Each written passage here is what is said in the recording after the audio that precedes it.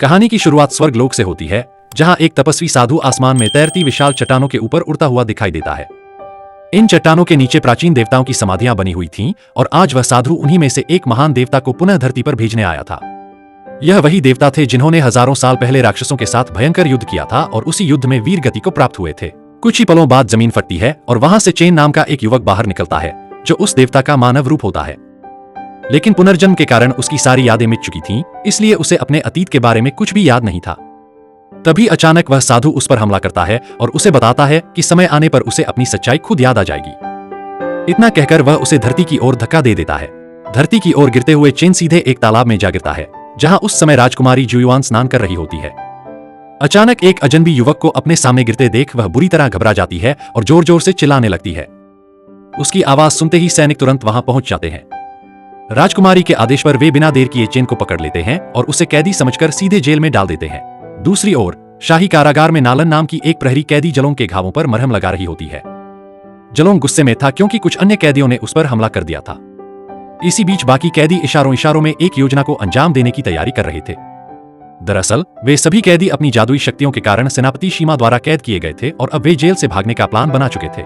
जैसे ही मौका मिला, उन्होंने छुपे हुए हथियार निकाल लिए और सैनिकों पर हमला कर दिया।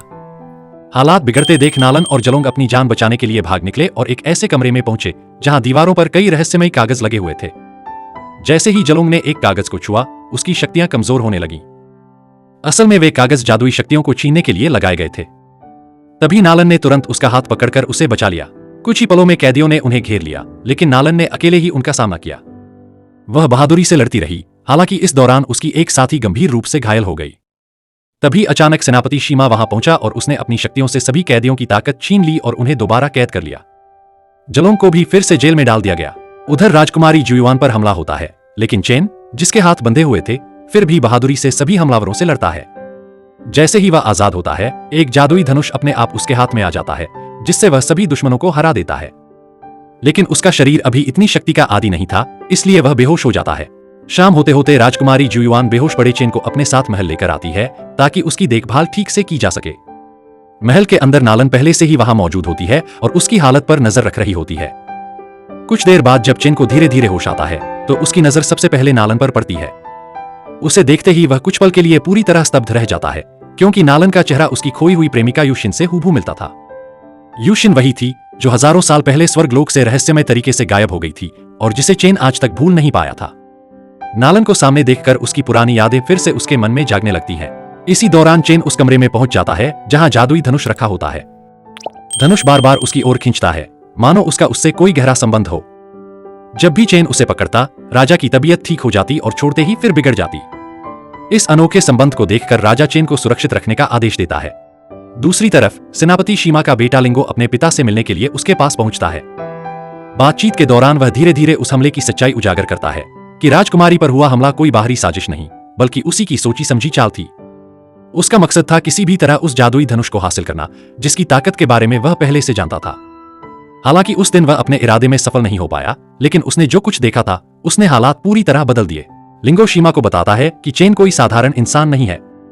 वह बताता है कि कैसे चेन ने अकेले ही सभी हमलावरों का सामना किया और जैसे ही वह आजाद हुआ, वह जादुई धनुष अपने आप उसके हाथ में आ गया, मानो वह उसी का असली मालिक हो।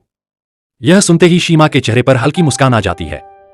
वह समझ जाता है कि चेन और उस धनुष के बीच कोई गहरा और रहस्यमय संबंध है। यही बात शीमा के मन में एक खतरनाक योजना को जन्म देती है। वह सोचता है कि अगर वह चेन को अपने नियंत्रण में कर ले, तो वह न सिर्फ उस जादुई धनुष की अपार शक्ति हासिल कर सकता है, बल्कि पूरे राज्य पर अपनी पकड़ और मजबूत बना सकता है। अब उसके दिमाग में एक नई साजिश आकार लेने लगती है, जिसमें चेन सिर्फ एक मोहरा बनने वाला था। चेन को सपनों में अपने पिछले जीवन की झलकियां दिखने लगती हैं, जहां वह उसी धनुष के साथ राक्षसों से युद्ध कर रहा होता है। इससे साफ हो जाता है कि वह धनुष असल में उसी का है। होश में आने के बाद चेन कुछ पल तक इधर उधर देखता है, फिर उसकी नजर नालन पर टिक जाती है। वह धीरे से नालन के पास आता है और उससे पूछता है कि क्या वह उसकी वही प्रेमिका युशिन है, लेकिन नालन उसके इस सवाल को सुनकर थोड़ा असहज हो जाती है और शांत स्वर में कहती है कि उसे शायद कोई गलतफहमी हो रही है, वह युशिन नहीं है। उनकी यह बातचीत अभी चल ही रही होती है कि तभी बाहर से किसी के आने की आहट सुनाई देती है। नालन तुरंत सतर्क हो जाती है। वह चेन को जल्दी से एक तरफ छुपा देती है, क्योंकि आने वाला कोई और नहीं बल्कि लिंगो होता है। दरअसल सेनापति शीमा ने नालन की शादी लिंगो से तय कर दी थी और अगर लिंगो को वहां चेन के होने का जरा सा भी शक हो जाता, तो उसकी जान खतरे में पड़ सकती थी। लिंगो अंदर आता है, कुछ देर तक नालन से सामान्य बातचीत करता है, लेकिन उसकी मौजूदगी में माहौल तनाव से भरा रहता है। जैसे ही वह वहां से चला जाता है, नालन राहत की सांस लेती है। कुछ दिनों बाद अचानक दरबार में एक बार फिर हमला हो जाता है। कई हमलावर अचानक प्रकट होते हैं और सीधे राजा को निशाना बनाने लगते हैं। पूरा महल अफरातफरी में डूब जाता है। लेकिन इस बार सेनापति शीमा सही समय पर वहां पहुंच जाता है। वह अपनी ताकत और चालाकी का इस्तेमाल करते हुए हमलावरों को पीछे हटने पर मजबूर कर देता है और राजा की जान बचा लेता है। उसकी इस बहादुरी से राजा और दरबार के लोग प्रभावित होते हैं और शीमा का भरोसा जीतने का मकसद पूरा होने लगता है।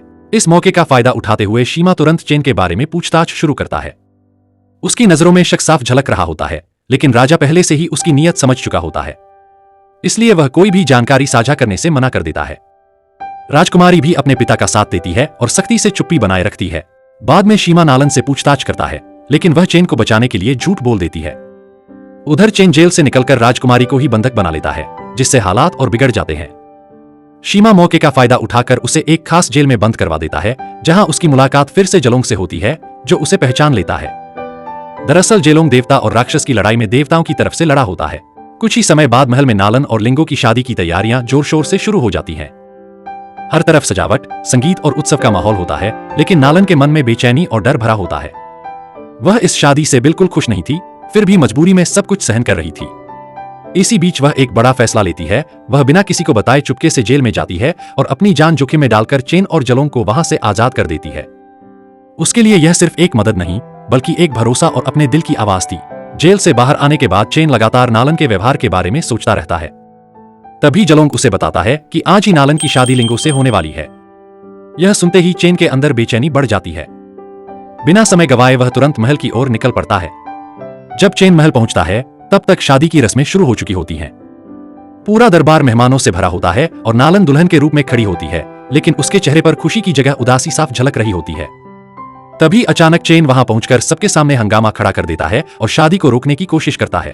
यह देखकर लिंगो गुस्से से आग बबूला हो जाता है। वह तुरंत आगे बढ़ता है और चेन को चुनौती देता है। दोनों के बीच एक जोरदार और बराबरी की लड़ाई शुरू हो जाती है।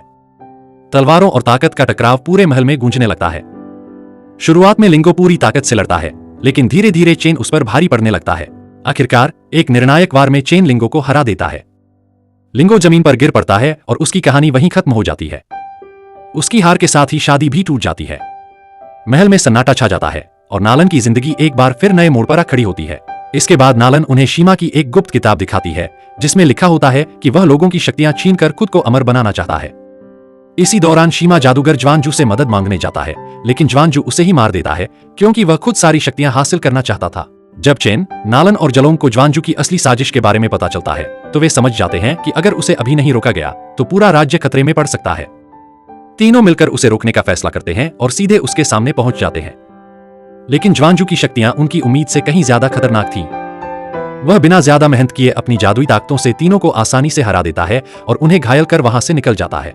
इसके बाद वह राजा के पास पहुंचता है और चालाकी से उसे एक विशेष पूजा कराने के लिए मना लेता है।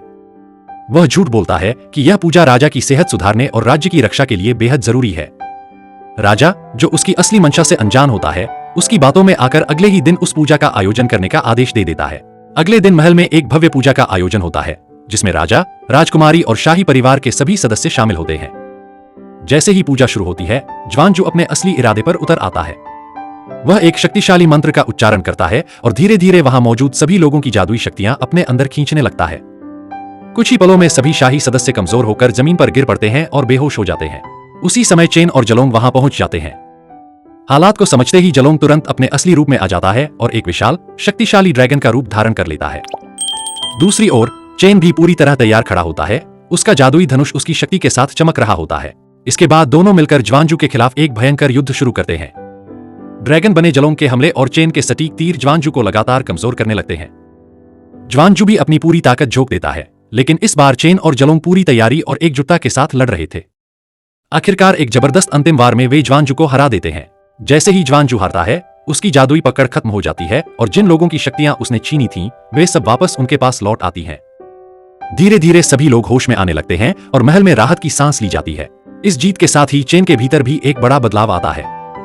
उसकी खोई हुई यादें पूरी तरह लौट आती हैं।